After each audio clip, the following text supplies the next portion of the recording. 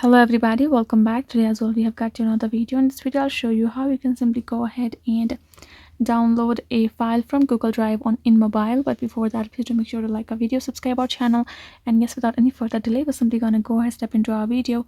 For the matter, first go ahead access your Google Drive app on your mobile phone.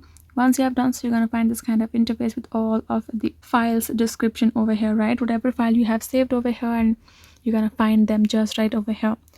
First of all, go ahead, choose a particular one that you would like to download, and once you have found that one, you're gonna go ahead, tap on this three dot icon on top right corner, and here you're gonna find this option called download just below the open with. Go ahead, tap on it. You can see will be downloaded, see notification for. You can see downloaded one file, just got the notification as well. And that's how we can simply download a particular file. Again, we're simply gonna go ahead, tap on three dot icon beside it file, tap on download, and we have simply downloaded that file in your mobile phone just like that.